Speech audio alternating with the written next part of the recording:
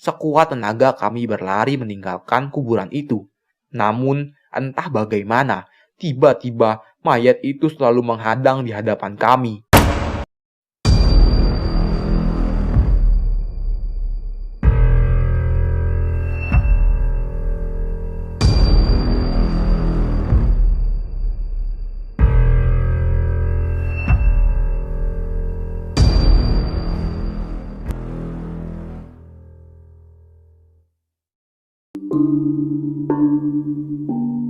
Bismillahirrahmanirrahim. Assalamualaikum warahmatullahi wabarakatuh. Salam sejahtera bagi kita semua. Di cerita ini, saya akan menceritakan kisah dua orang pemuda yang ingin menyembuhkan seorang wanita dari desanya. Bagaimana kisahnya? Sebelum lanjut, jika kalian suka dan ingin mendengar cerita lainnya, kalian bisa bantu support channel ini dengan cara like, komen, dan subscribe, serta aktifkan tombol loncengnya agar kalian tidak ketinggalan video terbaru dari channel ini. Berikut ceritanya.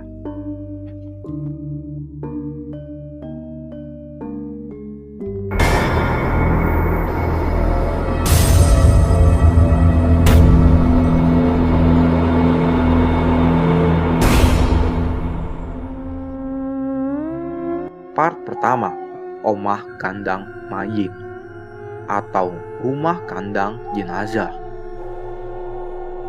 Tetesan darah terlihat membasahi jalan desa. Belum ada yang menyadari bahwa itu adalah darah manusia, sampai salah satu warga bersaksi. Seorang ibu melihat wanita berjalan terhuyung sembari tertawa cekikikan menuju hutan perbatasan desa. Minah mas, Minah melaku sambil guyu.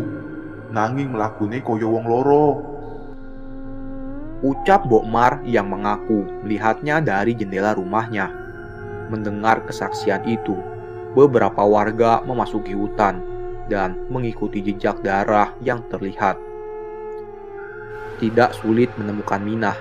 Jejak darah dan suaranya yang berisik membuat warga dengan cepat menemukannya. Sayangnya, yang warga temukan bukan Minah yang biasa mereka kenal. Bukan seorang Minah yang biasa dengan ramah menyapa warga yang berpapasan dengannya, melainkan yang mereka temukan adalah sosok seorang perempuan yang tertawa seperti orang gila. Minah tengah menikmati seekor ayam hitam yang sepertinya sengaja diikat di tempat itu oleh seseorang.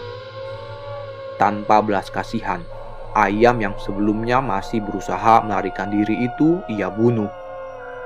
Lehernya telah terputus oleh perbuatan Minah, sementara darahnya tengah mengalir ke mulut Minah.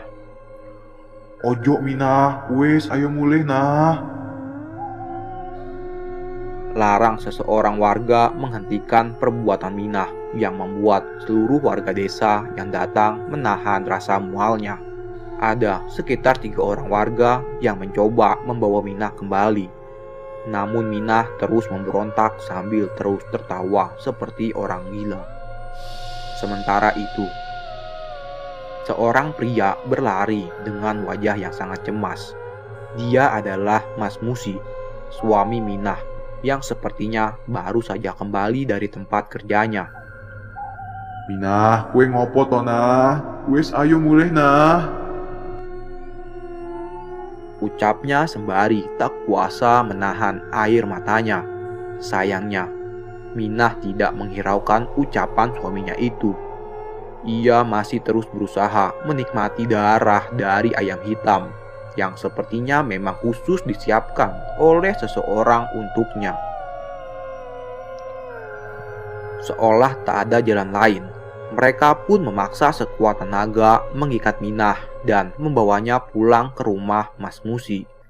Sayangnya, kejadian menjijikan di hutan itu membuat mereka lupa tentang asal darah yang menetes dari tubuh Minah.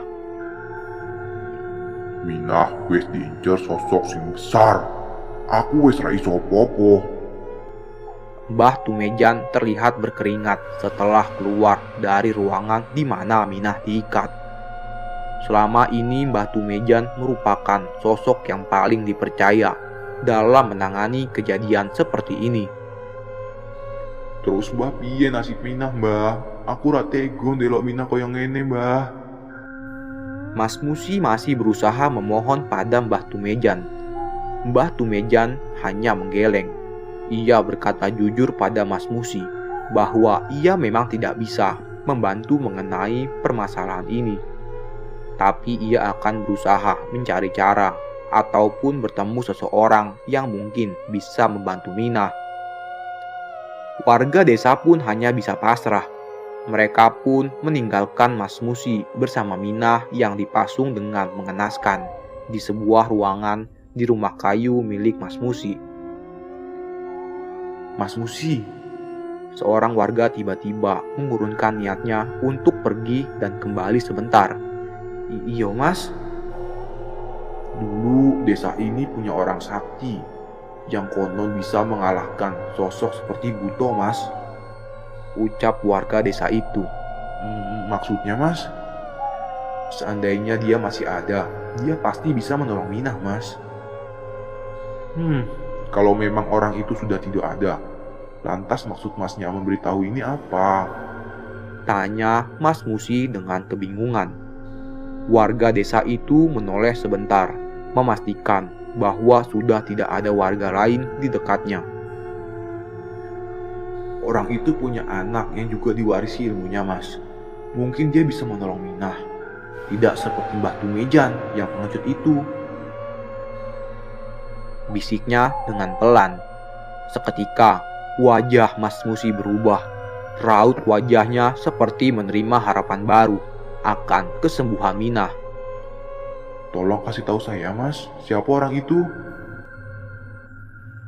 Warga itu tersenyum kecil. Ia menoleh ke arah salah satu sudut desa. Semua warga lama mengenalnya. Rumahnya ada di pinggir sawah sana mas. Anak dari seorang sinden yang bernama Nyai Kirana. Ia diwarisi nama keluarganya dari ayah, yaitu Denanjaya Sambara. Sementara dari sudut pandang Danan, suara pintu digedor berkali-kali sejak tadi pagi. Aku pun merasa sangat terganggu dengan hal itu. Tapi orang itu masih tidak ingin pergi. Nyai, tolong Nyai. Minah benar-benar butuh bantuan. Ucap orang itu. Ibu terlihat cemas, namun ibu berusaha tidak menghiraukan ucapan orang itu. Tapi tetap saja suara pintu diketok masih terus terdengar. Wis Thomas Musi, danan ki dudu bisma, bocah kui durung iso koyo bapake. Ucap ibu. Tapi Nyai, kabeh wong wis nyerah. Bung Danan harapan kulo sing iso nyelametke Minah. Balas salah satu warga desa yang bernama Mas Musi itu. Aku memang sudah mendengar sebelumnya tentang Mbak Minah, istri Mas Musi yang baru beberapa bulan pindah ke desa. Mbak Minah sudah beberapa hari dipasung di salah satu ruangan di rumah mereka karena tingkah lakunya yang aneh dan membahayakan nyawanya. Dari yang kudengar, Mbak Minah tertawa seperti orang kesetanan tanpa henti. Bahkan, ia tidak mau makan dan minum selain memakan ayam hidup. Mas Musi dan warga menjadi dilema akan kondisi Mbak Minah. Anak saya belum siap, Mas. Sebaiknya kita tunggu Bimo saja kembali dari perjalanannya. Jelas ibu. Bagaimana kalau Minah mati duluan sebelum Mas Bimo kembali, Nyai? Ucap Mas Musi. Kali ini terdengar suara isakan tangis dari depan pintu rumah. Aku tidak sanggup lagi mendengarnya dan segera menghampiri ibu. Bu, apa kita coba saja? Ucapku dengan ragu. Ojo nan, kue secili, iki masalah nyowo. Orakmu nyawa Mbak Minah, tapi yo nyowo kowe. Ucap ibu sembari memegang bahuku. Aku pun menarik nafas dalam-dalam dan berusaha menenangkan ibu. Perlahan dengan ragu, aku membuka pintu rumah dan keluar untuk duduk di sebelah Mas Musi. Ia tengah meratap menahan tangisnya, berharap ibu dan aku akan berubah pikiran. Mas, aku iki duduk sopo-sopo. Ilmuku adoh saka bapak. Apa wae sing terjadi engko. Kuwi atas kuasa Gusti yo, Mas. Ucapku berusaha menyampaikan perasaanku pada Mas Musi. Mas wis pasrah, Le. Mas hanya bisa berharap Tuhan yang menitipkan kesembuhan Minah lewat tanganmu. Ucap Mas Musi. Ibu melihatku dari sela pintu rumah. Ia terlihat menghela nafas dengan wajah yang cemas. Tapi saat sudah mengerti keputusanku, ia membawakan kopi hitam untuk Mas Musi sebelum akhirnya Mas Musi berpamitan. Yo Mas, sepulang sekolah saya akan mampir. Biar saya mempersiapkan diri dulu ya. Mas Musi pun mengangguk dan berterima kasih sebelum berpamitan pergi. Kamu yakin, Le? Tanya ibu. Enggak, Bu. Makanya biar Danan mempersiapkan diri dulu. Balasku pada ibu. Sudah beberapa tahun setelah kepergian bapak, dan selama itu pula, aku hampir tidak pernah berurusan dengan sosok-sosok tak kasat mata. Ibu bersikeras menjagaku agar bisa fokus pada pendidikanku, agar bisa lulus dan memenuhi salah satu cita-citaku, berkuliah di Jogja. Ada beberapa tulisan-tulisan yang ditinggalkan oleh bapak. Sudah beberapa kali aku membaca setiap tulisan yang ditinggalkannya. Tapi alih-alih menulis tentang ajaran ilmu kanuragan, bapak malah memilih untuk menulis wejangan-wejangan untukku. Itu bukan hal yang buruk. Dengan tulisan peninggalan bapak, aku jadi lebih bisa menenangkan diri dari rasa kehilangan. Tapi, apa benar bapak tidak menuliskan sama sekali tentang ilmunya? Atau minimal pengalaman spiritualnya? Sebuah rumah kayu yang cukup besar terlihat di hadapanku, bukan bangunan baru. Mas Musi membelinya dari warga yang memang sudah tidak tinggal di desa ini. Walau begitu, rumah ini termasuk nyaman untuk ditinggali. Aku dan beberapa warga masuk ke dalam rumah, sementara ada beberapa warga yang berjaga di luar. Ada satu buah kamar utama yang sepertinya cukup besar. Sepertinya itu adalah kamar untuk Mas Musi dan Mbak Minah. Tapi, bukan disitulah Mbak Minah berada saat ini. Mas, pitiku ngendi yo? Aku luwe.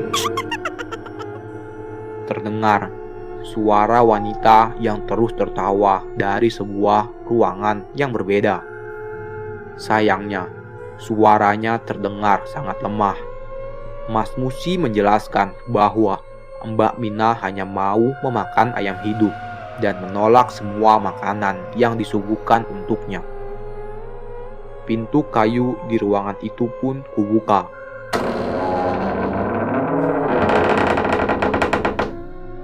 Ada seorang perempuan yang seharusnya sudah beberapa kali kulihat di desa, tapi wujudnya saat ini hampir tidak dapat kukenali. Kedua tangan wanita itu terikat dengan rantai pada tiang pondasi rumah. Tubuh dan wajahnya terlihat kurus dengan beberapa luka di tangannya yang sepertinya ia dapatkan saat berusaha melepaskan diri. Posisi tubuh Mbak Minah tidak jauh dari kasur yang disediakan oleh Mas Musi. Tapi sepertinya Mbak Minah tidak pernah meniduri kasur yang terkadang menjadi pelampiasan kegilaannya. Ada beberapa bercak darah di sana.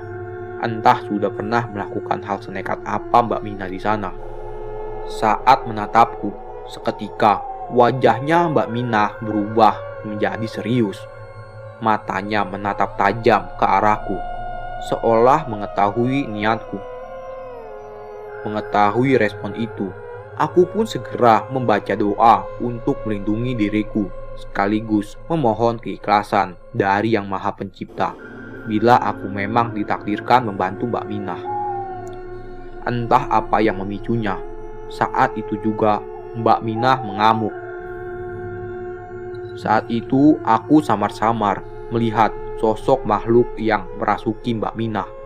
Ada makhluk hitam berambut panjang dengan wajah yang sudah tidak berbentuk terlihat merasuki dirinya. Entah mengapa, saat ini kegilaan Mbak Minah semakin menjadi-jadi.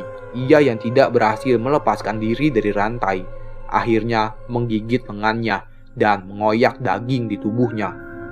Darah pun kembali membasahi tubuh dan baju. Mbak Minah terus menggila. Sontak, Mas Musi menahan amukannya dengan segala cara, sementara aku mempersiapkan sebuah doa sambil menggapai kepala Mbak Minah. Kalimat-kalimat menenang kulafalkan untuk menenangkan sosok roh di dalam tubuh Mbak Minah. Ada segelas air yang juga sudah kusiapkan untuknya setelah ia mulai tenang. Mbak Minah terlihat mulai tenang, tapi ada yang aneh dengan wajahnya. Ia mengangkat wajahnya dan menyeringai ke arahku. Ngomong apa? Aneh. Doa-doaku sama sekali tidak berpengaruh untuk Mbak Minah. Sebaliknya, ia malah balik menantangku. Keringat pun mulai menetes di pelipisku. Rasa ragu mulai datang. Namun, aku ingat dengan wejangan Bapa. Bukan doa dan ayat-ayat suci yang tidak ampuh untuk menangani masalah, melainkan kesiapan hati saat melafalkannya. Sekali lagi aku menatap sosok di dalam tubuh Mbak Minah dengan segala kesiapanku. Mata Mbak Minah terlihat berubah menjadi amarah. Tak cukup sampai di situ. Seolah berusaha untuk menjatuhkan mentalku, ia memanggil sosok-sosok hitam yang saat ini berdiri dan merayap di sudut ruangan. Aku menelan ludahku berusaha tetap tegar. Kata Bapak, selama kita tidak lari dari jalan Yang Maha Pencipta, kita tidak perlu takut dengan sosok-sosok seperti makhluk itu. Kali ini, doa yang sama ku bacakan dengan hati yang lebih siap. Sosok di tubuh Mbak Minah pun mulai merasa tidak nyaman dan meronta-ronta. Aku meneruskannya dengan lafalan ayat-ayat suci Al-Quran untuk memaksakannya keluar dari tubuh Mbak Minah. Dan seketika itu Mbak Minah tumbang. Mbak Minah terkulai lemas di lantai, sementara aku melihat sosok wanita kurus hitam berambut panjang terpisah dari tubuh Mbak Minah dan terkapar di lantai. Jangan sombong, bocah. Aku akan kembali lagi ke tubuh wanita itu. Mendengar ancaman itu, aku pun tersulut oleh emosi. Sebuah amalan api yang pernah diajarkan Bapak kulafalkan ke arah makhluk itu dan membakarnya. Api apa itu, Nak Danan? Tanya Mas Musi dengan kebingungan. Mas Musi sudah pasti tidak bisa melihat pertarunganku dengan sosok ini. Makhluk yang merasuki Mbak Minah, Mas. Dia masih mengancam untuk merasuki Mbak Minah lagi, balasku. Sekali lagi aku membacakan doa yang mampu membakar sosok itu hingga suara teriakan kesakitan menggema ke seluruh ruangan. Seluruh orang yang ada di ruangan itu bergidik ngeri mendengar suara tanpa sumber yang terlihat itu. Tak selang berapa lama, akhirnya suara itu pun menghilang bersama sosok makhluk yang tadi merasuki Mbak Minah. Tak lama setelahnya, makhluk yang menyaksikan dari sudut-sudut ruangan itu pun mulai meninggalkan tempat ini. Merasa keadaan sudah mulai aman, aku pun menutup doaku dan menarik nafas dengan lega. Nak Danan, Mas Musi memanggilku dengan nada suara bergetar. Aku pun segera menoleh ke arahnya. Minah kenapa mas? Tanyanya padaku. Mendengar pertanyaan itu, aku pun menoleh ke arah Mbak Minah. Keringatku menetes. Mbak Minah tidak seperti yang kulihat tadi saat setan itu meninggalkan dirinya. Mbak Minah tidak lagi terkulai lemas. Saat ini, ia terbujur kaku dengan mata yang melotot, dengan rahang yang terus menganga. Aku pun bergegas memeriksanya. Tidak ada lagi roh yang merasukinya. Namun, mengapa keadaan bisa seperti ini? Seketika, aku pun panik. Aku membacakan doa yang kupelajari untuk membersihkan penyakit ke segelas air dan mencoba meminumkannya pada Mbak Minah. Namun semua itu sia-sia. Tak putus asa.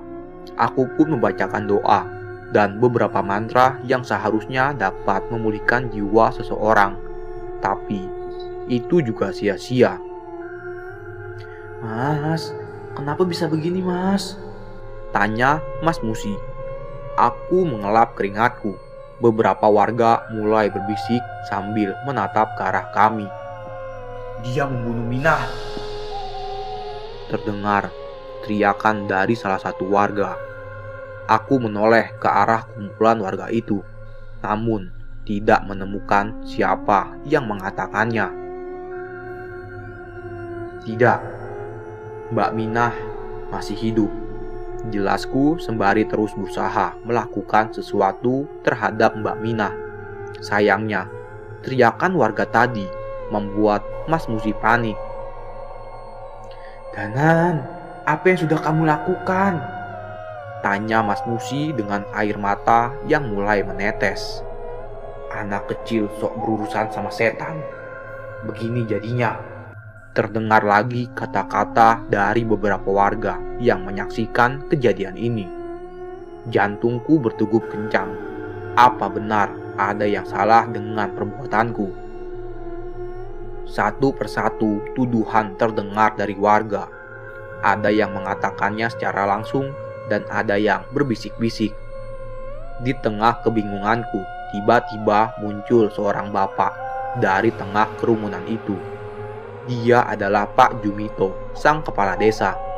Ia menarik tubuhku dari dalam ruangan itu dan membawaku keluar.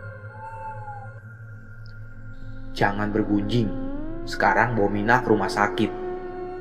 Perintah Pak Jumito sembari menarikku keluar. Warga yang berada di luar terheran melihat Pak Jumito yang membawaku dengan wajah yang serius. Saya tidak tahu apa yang kamu lakukan. Saya juga belum bisa menilai apa yang terjadi. Sekarang pulang. Perintah Pak Jumito. Tapi Pak, pulang, renungkan sendiri apa yang sudah kamu lakukan. Aku tidak mampu membantah perintah Pak Jumito. Saat itu juga aku meninggalkan rumah itu sembari menahan air mata. Tatapan warga yang bingung menghantarkanku sebagai seorang yang gagal dan menimbulkan masalah baru.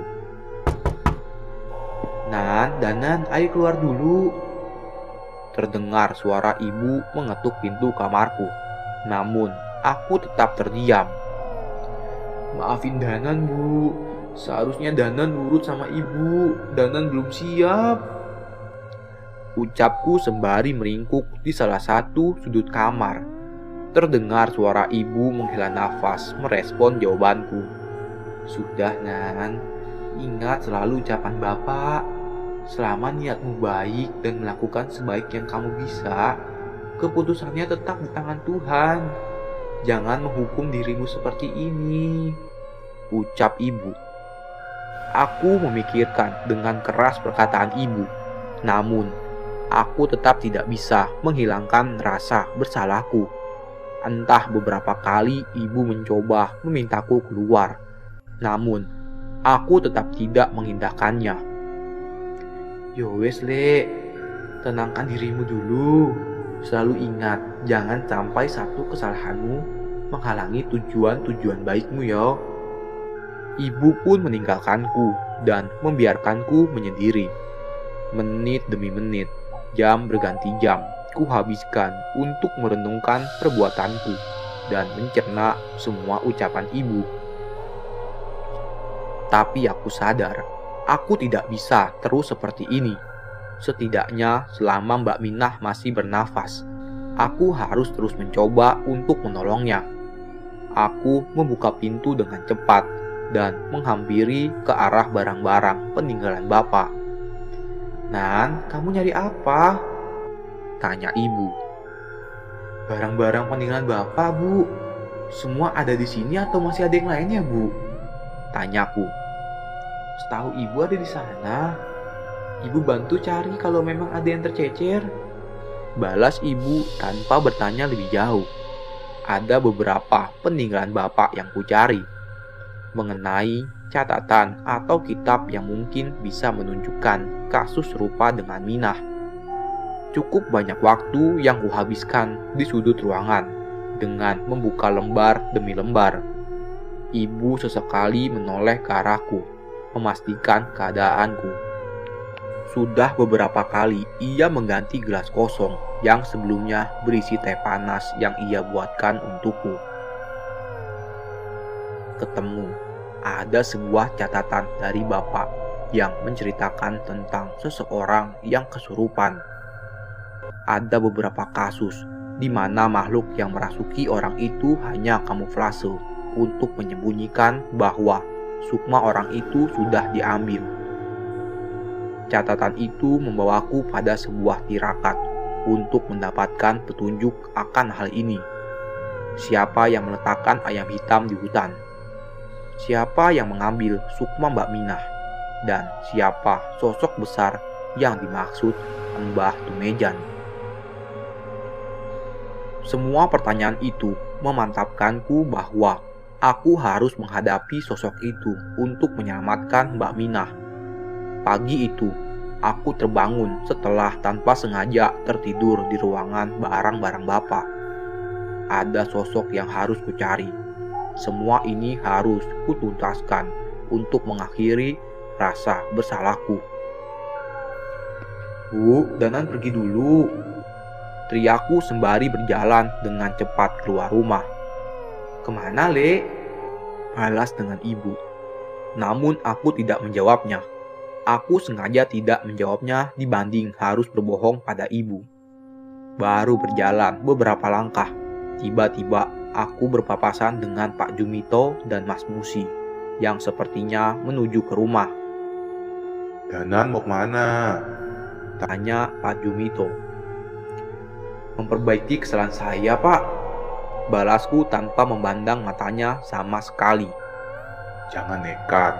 Biar kita coba cari jalan keluar untuk permasalahan Minah," balasnya mencoba menahanku.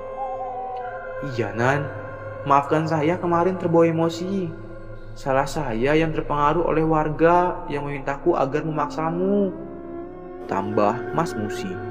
Ada warga yang meminta Mas Musi untuk memintaku menolong Mbak Minah. Aku menoleh sebentar ke arah Mas Musi. Muncul berbagai pertanyaan di kepalaku saat ini. Tapi saat ini aku pun mengalihkan pandanganku dan memilih berlari meninggalkan Pak Jumito. "Danan!" Aku mengacuhkan teriakan Pak Jumito dan terus berlari mencari apapun petunjuk yang bisa kudapatkan. "Pak Tumejan!" teriakku memanggil seseorang yang lebih dulu memeriksa Mbak Minah. "Danan, ada apa tiba-tiba?"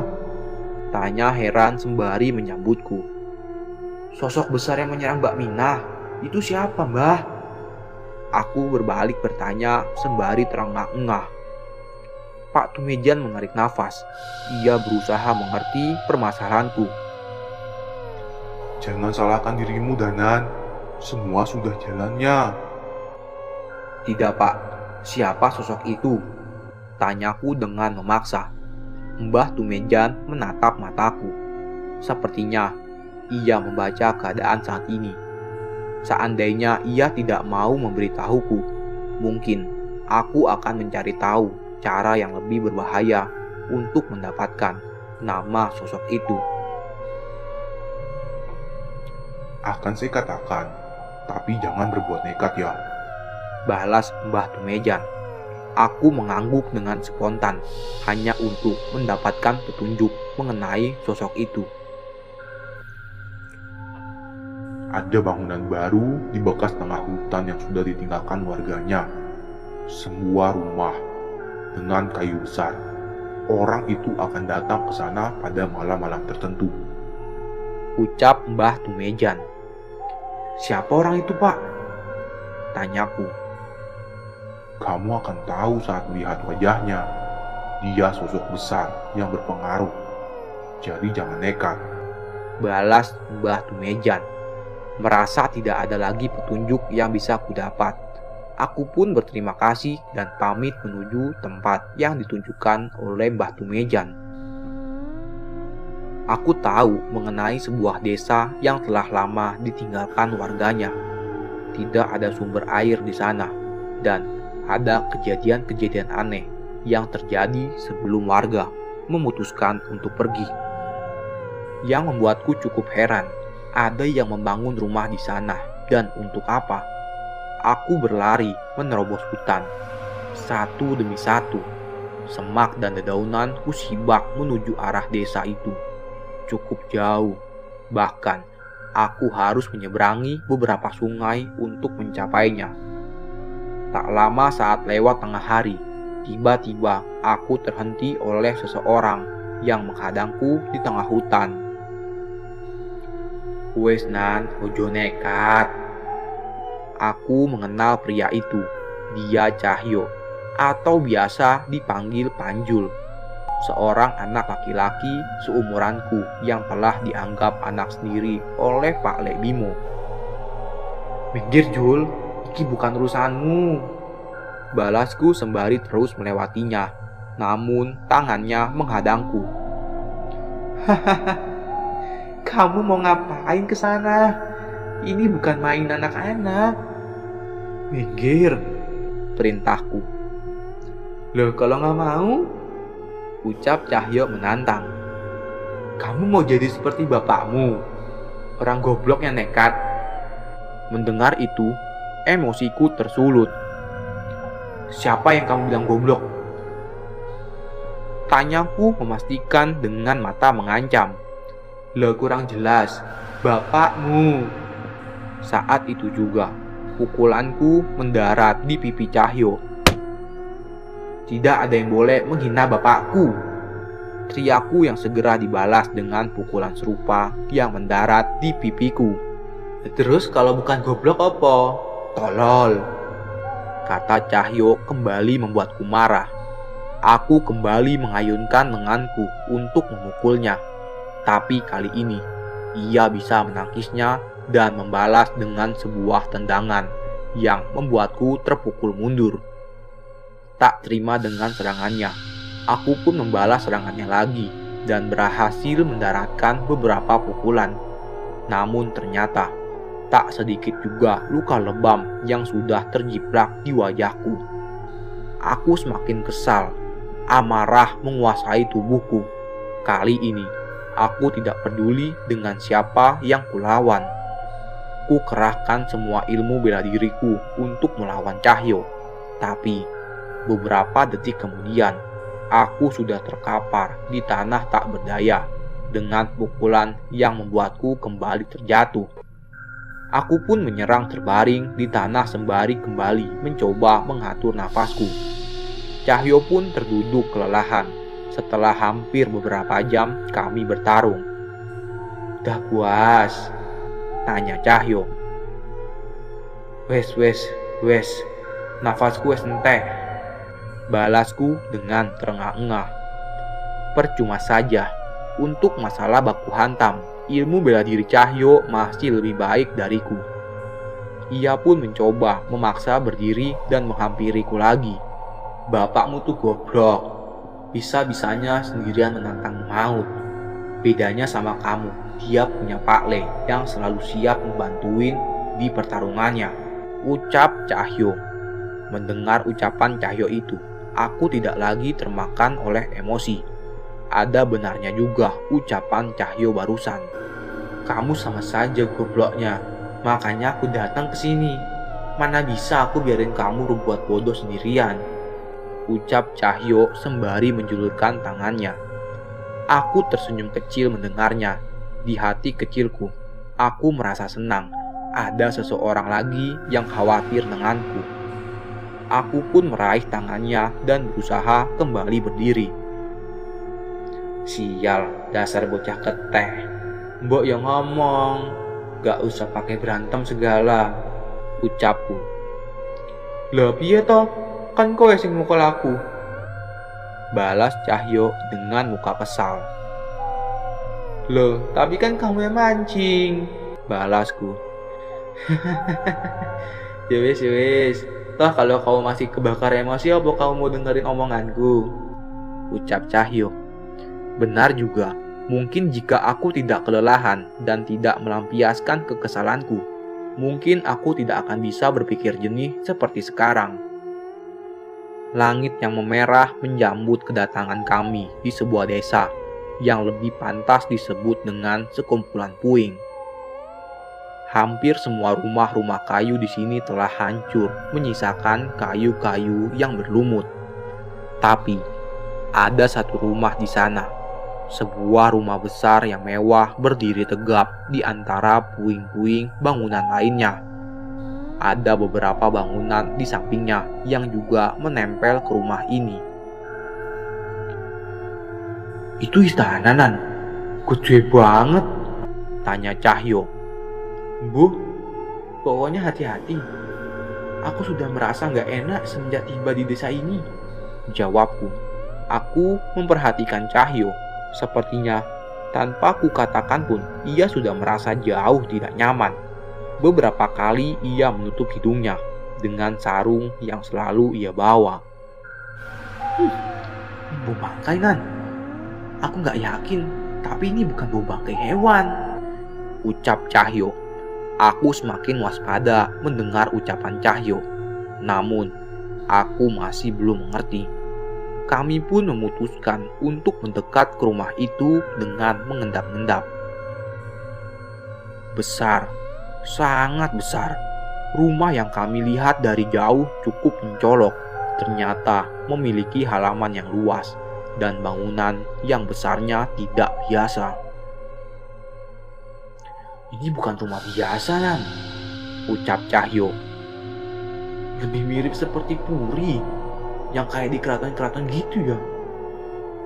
Oh, Nan. Hati-hati. Kita intip dulu. Kami memastikan kondisi rumah itu sepi. Tidak terdengar suara orang dari luar.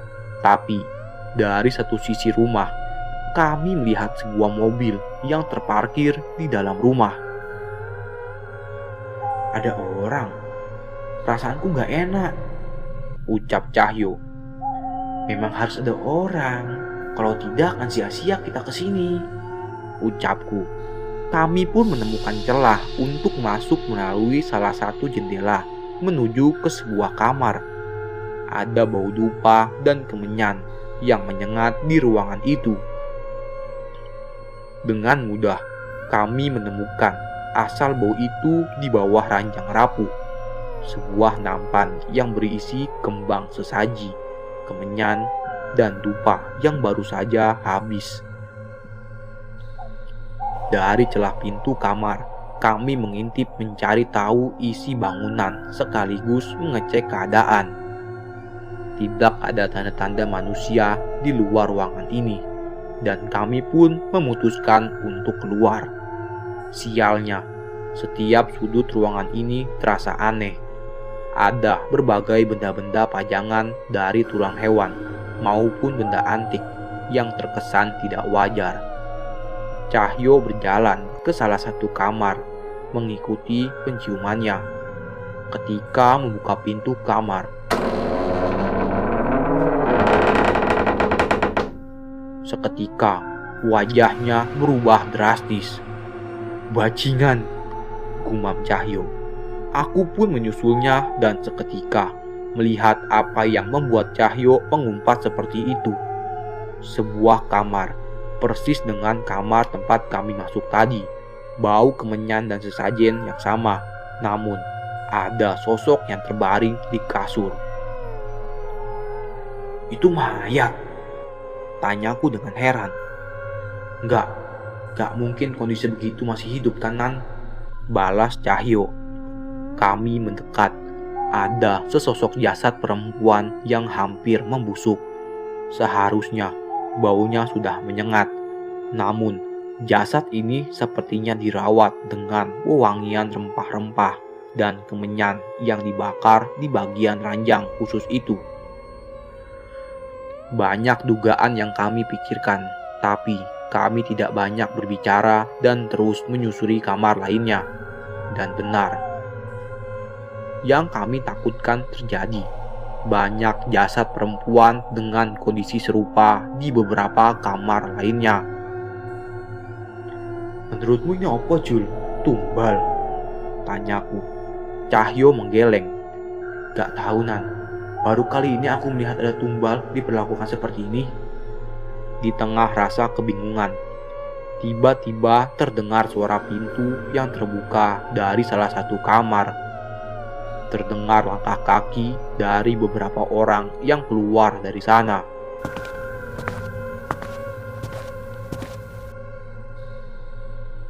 Wes tenang wae. Kabeh wis tak atur. Sing juragan minta ora suwe meneh, ucap orang itu. Aku memperhatikan sosok orang yang berbicara itu dan wajahnya tidak asing. Dia adalah salah satu warga desa, salah satu orang yang ikut datang di rumah Mas Musi saat aku mencoba menolong Mbak Minah. Jul, orang itu... Aku mencoba berbisik, tapi Cahyo malah menahan mulutku sembari memberi kode untuk diam. Tapi kejadian mengerikan terpampang di hadapan kami. Kakek itu merespon ucapan pemuda itu dengan mencengkeram mukanya dan mengambil paksa bola mata pemuda itu dari tempatnya. Goblok, kowe wis ngerti masalahnya. Nek gelem Raden boten keturutan. Belas orang kakek berbaju Jawa yang keluar dari ruangan yang sama.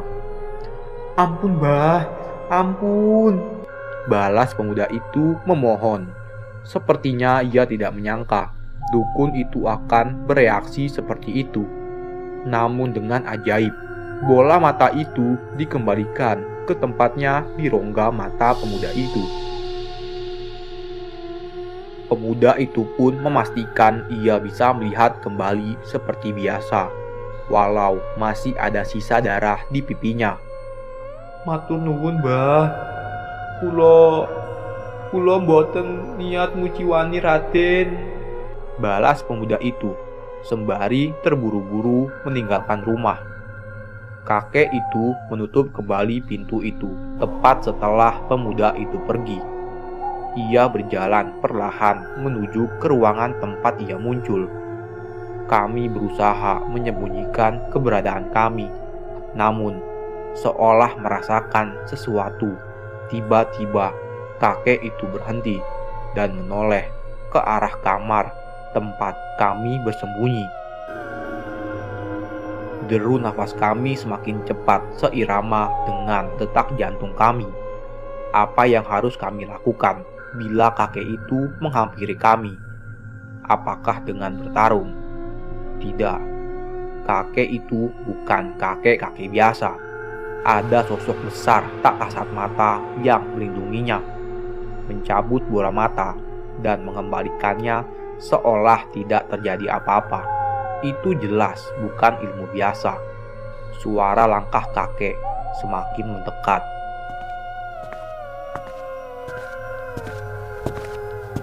Cahyo menahan mulutku dengan lebih erat. Namun, tepat sebelum kakek itu sampai ke pintu kamar, tiba-tiba terdengar suara dari salah satu kamar yang terletak di ujung. Suara benda terlempar seolah ada seseorang yang memberontak di sana. Terdengar langkah kaki dukun itu pun menjauh. Kami mengintip dan memastikannya. Suara pintu didobrak dengan kasar. Terdengar suara pukulan beberapa kali. Namun anehnya, tidak ada suara teriakan dari ruangan itu. Soyo suwe sampean terus bertahan. Soyo suwe sampean bakal nandang sengsara. Ucap kakek itu yang kembali meninggalkan ruangan dan berjalan ke tempat dari mana ia datang. Setelah memastikan kakek itu pergi, kami pun berjalan dengan berhati-hati menuju ruangan kamar yang disambangi kakek tadi. Kami membuka perlahan pintu itu dan mengintip. Dan memang ada seseorang di sana. Seorang kakek terbaring lemah terikat di bawah dengan berbagai luka di sekujur tubuhnya. Dan satu lagi yang membuat kami menangis. Mulut kakek itu dijahit dengan tali hitam dan sembarangan. Sisa darah masih tersisa di bibirnya. "Kek, kakek!" Aku mencoba membangunkannya, namun sepertinya tenaganya masih terlalu lemah. Aku mencoba mencari beberapa benda tajam dan menemukan beberapa pecahan kaca. Dengan sigap, aku membuka ikatan di tangan dan kaki kakek itu. "Nan, kamu serius mau nolong kakek ini? Kalau ternyata dia orang jahat gimana?" Tanya Cahyo dengan ragu. "Kakek ini manusia, Cahyo. Walaupun dia orang jahat, belum tentu juga dia pantas diperlakukan seperti ini," balasku sembari terus melepas ikatan kakek itu. Aku melihat kakek itu sempat menatap memperhatikan kami beberapa kali. Cahyo dengan mudah menerima pendapatku. Ia mencari ke beberapa ruangan dan berhasil menemukan sebuah gunting yang sudah berkarat. "Harusnya ini bisa membantu, Nan," ucap Cahyo sembari menyerahkan gunting itu. "Ngapunten yo, Kek. Saya akan coba sehati-hati mungkin," ucapku sembari perlahan menggunting jahitan di bibirnya. "Sudah, Kek.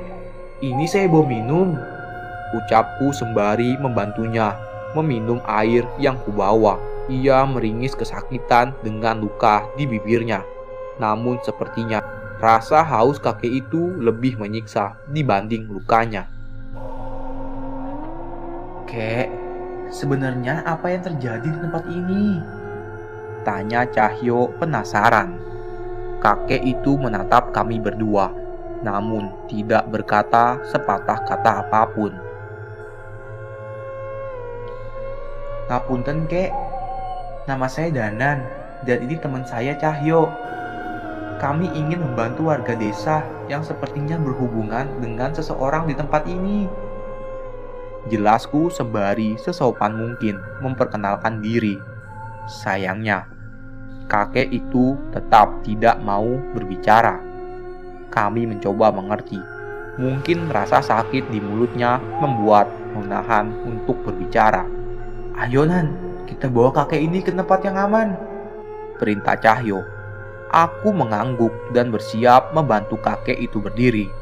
Anehnya, kakek itu malah menggenggam tangan kami, seolah menolak untuk diselamatkan. Restuku kuberikan untuk kalian yang berniat baik. Tidak ada ilmu hitam yang akan menghalangi kalian berdua. Sebuah kalimat dengan suara yang berat terdengar dari mulut kakek itu. Seperti sebuah restu dari seorang sesepuh. Namun entah mengapa, aku merasakan kekuatan aneh dari kata-kata itu. "Kek." Cahyo menyadari keanehan dari kakek itu. Aku pun segera menyadari setelahnya. Tepat setelah mengucapkan kalimat itu, kakek tertunduk menjatuhkan kepalanya sembari terduduk. Nafasnya hilang," ucapku panik. Aku dan Cahyo menyentuh tubuhnya yang mendingin. Beberapa kali aku membacakan mantra penyembuh yang pernah kupelajari dari Bapak, namun sepertinya tidak berhasil. Tenang Nan, tenang. Ucap Cahyo yang berusaha menenangkanku. Walau aku tahu, ia juga panik. Kami mencoba beberapa cara untuk mengembalikan nafasnya baik secara medis maupun dengan mantra yang kami tahu. Sayangnya itu tidak berhasil. Kami pun berniat membawa tubuhnya pergi dan membawanya ke rumah sakit. Tapi tiba-tiba kami berdua merasakan sesuatu dari dalam tubuh kakek ini. Entah apa itu, tapi itu seolah pertanda bahwa kakek itu belum mati. Gimana Nan? Tanya Cahyo memastikan keputusanku. Aku menggeleng, tidak mampu berbuat keputusan. Aku menggeleng, tidak mampu membuat keputusan. Namun aku mengingat tentang kondisi Mbak Minah dan seseorang mengerikan yang menjadi dalam kejadian ini. Aku merasa dia bukan kakek biasa. Semoga saja kita bisa menyelamatkan dia setelah mencari tahu dalang atas semua ini, ucapku. Cahyo pun mengerti.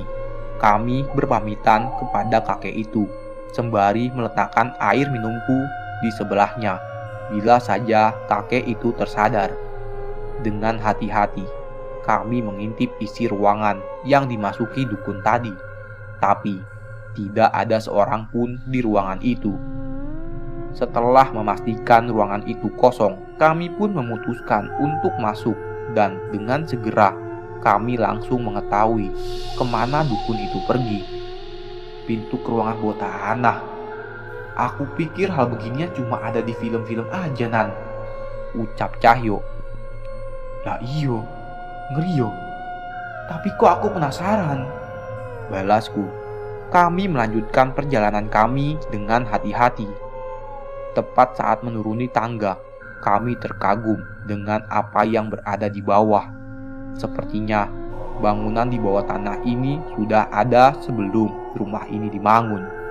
Ada beberapa ruangan menyerupai goa, namun sudah direnovasi dengan dinding. Ada jalan yang menuju ke ruangan-ruangan lain. Sepertinya tempat di bawah tanah ini bahkan lebih besar dari luas rumahnya sendiri. Tidak seperti di atas. Di bawah terdengar beberapa suara orang-orang yang beraktivitas. Kami berjalan dengan hati-hati mencari sumber-sumber suara itu. Ada seseorang yang berjalan melintas. Seorang ibu dengan kebaya Jawa, dengan rambut yang disanggul. Ia berjalan terburu-buru ke suatu tempat dengan membawa peralatan. Cepat, Raden wis ngenteni, ucap seseorang yang ternyata merupakan dukun tadi. Yo, iki wis karek sithik. Mereka berdua pun berjalan menuju sebuah ruangan. Terdengar beberapa kali siraman air dari ruangan itu. Sang dukun menunggu dengan cemas di depannya. Aku sungguh penasaran dengan apa yang ada di sana. Seolah tidak sanggup menahan sabar, dukun itu pun pergi meninggalkan tempat itu, entah kemana. Kesempatan itu kami gunakan untuk mencari tahu ada apa di ruangan itu. Terlihat ibu itu sedang merias seseorang perempuan. Sepertinya suara air tadi adalah suara ibu itu memandikan perempuan itu. Wanita itu terlihat cantik, tapi ada yang aneh. Tangan Cahyo terlihat mengepal, seolah menahan emosi. Aku berniat menanyakan apa yang terjadi. Namun, terdengar langkah dukun itu yang mendekat kembali. "Uwis?" tanya dukun itu. Ibu itu mengangguk. Mereka berdua pun saling membantu membawa perempuan itu dengan menidurkannya di tandu bambu, serta membawa ke sebuah ruangan. Tunggu, bukannya perempuan itu? Aku berbisik memastikan ke Cahyo. "Iyo Nan, itu mayat," jawab Cahyo.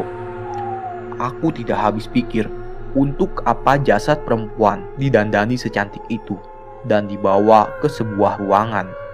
Semoga saja yang kubayangkan salah. Kapan perempuan di desa itu siap? Ucap seseorang yang berada di ruangan ujung. Suaranya terdengar berwibawa.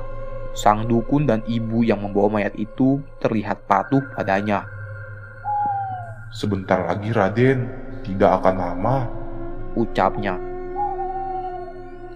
Aku tahu kalian tidak akan mengecewakanku.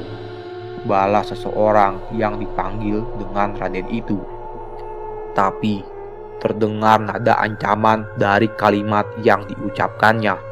Setelah cukup lama berada di ruangan, dukun dan ibu itu keluar sembari menghela nafas. Mereka saling bertatap sebentar dan segera berpisah seolah sudah memiliki kesibukannya masing-masing. Dengan hati-hati, kami mendekat ke ruangan itu. Pintunya tertutup rapat. Tidak ada sedikit pun celah untuk kami mengintip. Tak putus asa, kami pun memanjat bebatuan yang membentuk ruangan itu dan mencoba menggapai lubang udara untuk memperhatikan apa yang ada di dalam ruangan. Aku dan Cahyo tertegun menyaksikan apa yang terjadi di dalam ruangan itu. Sekuat tenaga aku menahan mual dengan pemandangan di sana. Gila, orang itu sudah gila. Saat melihat ke dalam, sosok jasad yang sudah didandani dengan cantik tadi sudah berantakan tanpa busana. Dan sosok yang dipanggil Raden tadi dengan buasnya menyetubuhi jasad itu. Nafasku berderu cepat. Aku tidak mampu lagi melihat pemandangan menjijikan itu. Sayangnya, tepat saat kami menoleh, tiba-tiba terlihat sesosok pocong yang tergantung terbalik di langit-langit, memergoki keberadaan kami. Seketika, kami terjatuh. Suara Raden dari dalam ruangan pun terhenti. Ia menyadari keberadaan kami. Mbah! Teriak Raden dari dalam ruangan. Terdengar seseorang bergegas berlari. Namun, kami segera bersembunyi di salah satu ruangan terdekat. Kalian tahu kan apa yang harus diperbuat pada mereka? Perintah Raden dari dalam ruangan. Iya Raden. Balas dukun itu. Ia pun mengambil keris dari ikatan belakang pinggangnya. Ada beberapa mantra yang ia baca di hadapan kerisnya. Pocong yang tadi memergoki kami seolah bergetar. Sayangnya tak hanya satu. Perlahan, satu persatu muncul makhluk serupa dari berbagai sudut di ruangan ini. Lari! Lari sebelum kita terkepung! Teriak Cahyo menarik tanganku. Kami berlari ke arah tangga tempat kami masuk. Namun, ibu yang memandikan mayat tadi sudah berada di sana dengan membawa sebilah pisau. Kami pun berlari mencari arah lain. Ada tangga di sana, ucapku yang melihat sebuah jalan menuju lubang ke atas.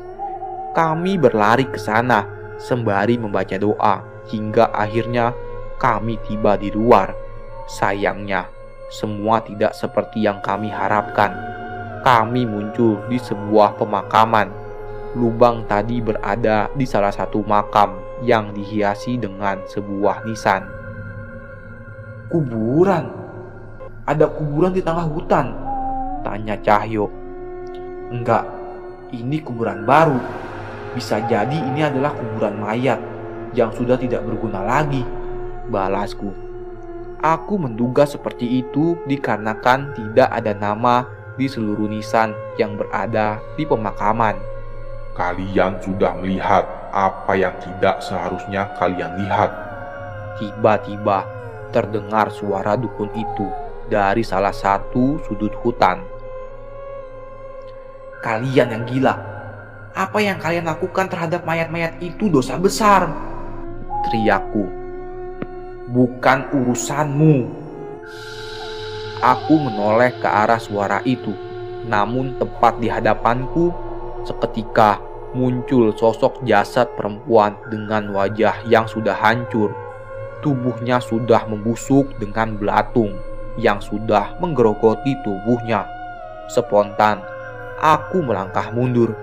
Namun di sisi belakangku tertahan mayat lain yang juga bernasib sama. Aku tidak ingin membayangkan bahwa ini adalah jasad korban nafsu biadab Raden itu. Jadi kau ingin menjadikan Mbak Mina seperti mereka? Teriakku dengan kesal. Dukun itu hanya tersenyum tipis seolah meremehkan kami. Saat itu juga, aku membacakan sebuah doa dan ayat-ayat suci Al-Quran. Aku yakin hal ini bisa melepaskan ikatan jasad itu dengan dukun itu. Benar saja, jasad itu kembali terkulai di tanah. Cahyo pun berlari mendekat ke arah dukun itu, seolah bersiap. Dukun itu membacakan mantra dan melemparkan benda kecawan kuningan yang ia bawa dengan kemenyan terbakar di dalamnya. Saat itu, tiba-tiba ada sesuatu yang menarik kaki Cahyo hingga terseret menjauh. Aku menangkap tangan Cahyo dan dengan membacakan beberapa ajian, Cahyo berhasil melepaskan dirinya dari makhluk yang menariknya. Hahaha, kalian berguru rupanya, ucap dukun itu. Dukun itu tertawa. Apa dia yakin ilmunya lebih hebat daripada kami? Apa dukun yang menjadi gurumu mengajarkan kalian menghadapi mereka? Hahaha. Ledek dukun itu. Seketika, seluruh hutan di sekitar kami dipenuhi sosok mayat perempuan yang berdiri di atas makamnya masing-masing. Mereka menatap kami dengan wajah yang telah membusuk, seolah menaruh dendam kepada kami. Nan, kapan terakhir kali kamu berurusan sama beginian? Tanya Cahyo yang terlihat gentar. Waktu masih kecil, pas masih ada bapak. Kalau kamu? Oh sama. Nah terus ini kita gimana, Nan? Aku tidak pernah membayangkan hal ini akan terjadi. Belum pernah aku bertarung melawan ilmu hitam sekuat ini tanpa keberadaan bapak atau Pak Le. Kita lari saja gimana? Ajakku. Cahyo terlihat mempertimbangkan usulanku, tapi sepertinya itu pun tidak akan mudah. Sekuat tenaga kami berlari meninggalkan kuburan itu. Namun entah bagaimana, tiba-tiba mayat itu selalu menghadang di hadapan kami. Hahaha. Suara dukun itu terdengar menggema di hutan seolah meledek kami. Mungkin memang aku yang bodoh. Apa yang bisa dilakukan oleh dua bocah SMA seperti kami melawan kekuatan hitam kelompok mereka? Harusnya saat melihat mayat di kamar tadi, kami langsung melarikan diri dan meminta bantuan. Nafas kami sudah mulai habis mencoba melarikan diri. Langkah kami semakin lambat dan sosok mayat-mayat itu kembali mengerubungi kami. Mayat wanita itu jatah Raden, tapi mayat kalian sudah pasti menjadi jatahku, ucap dukun itu. Keringat dingin mengucur di tengukku. Jantungku berdegap kencang membayangkan apa yang terjadi pada kami saat melawan mereka. Namun, di tengah keputusasaan kami, tiba-tiba dari jauh terlihat sesosok kakek yang wajahnya tidak asing. lawan mereka, kalian sudah mendapatkan restuku, ucap kakek itu. Aku menepuk pundak Cahyo dan menunjuk ke arah kakek itu. Itu kakek aneh tadi kan? Tanya Cahyo. Aku mengangguk. Tapi kek, ilmu kami masih jauh dari dukun itu, balasku. Cahyo menengok heran ke arahku. Kakek itu ngomong? Tanya Cahyo. Iya, masa kamu gak denger? Suaranya sekeras itu, ucapku, namun Cahyo hanya menggeleng. Aku berbicara dengan perantara pusaka di tubuhmu. Mulutku tidak boleh terbuka. Ada sebuah berkah ataupun kutukan yang ada padaku, ucapnya. Maksud kakek apa? Tanyaku lagi. Lah, emang kalian berkomunikasi? Tanya Cahyo. Aku mengangguk sembari menahan pertanyaan Cahyo. Ada sesuatu yang ingin disampaikan kakek itu sebelum akhirnya ia menghilang. Setelahnya aku tersenyum. Entah harus percaya dengan ucapan kakek itu atau tidak. Namun sepertinya kami tidak punya pilihan lain. Idu geni sabdo dadi. Pernah dengar kata-kata itu? Tanyaku pada Cahyo. Pernah? Terus hubungannya apa? Kini aku tahu mengapa mulut kakek itu dijahit oleh dukun. Kakek itu memiliki kutukan mengerikan, di mana setiap kata yang ia ucapkan pasti menjadi kenyataan. Jelasku. Maksudmu? Tadi bukannya kakek itu sudah memberi restu dan mengatakan tidak ada kekuatan hitam yang bisa menghalangi niat baik kita berdua. Balasku. Cahyo mengerti dan mulai tersenyum. Terus kamu percaya? Balas Cahyo yang mulai memasang kuda-kudanya. Gak tahu. Toh kita gak punya pilihan. Anggap saja restu kakek itu sebagai penyemangat kita. Sebenarnya bukan hanya ucapan kakek itu saja yang membuatku semangat, tapi perubahan wajah dukun itu yang membuatku semakin percaya diri. Ia terlihat tegang saat mengetahui keberadaan kakek itu dan mendengar apa yang disampaikan pada kami. Bersambung.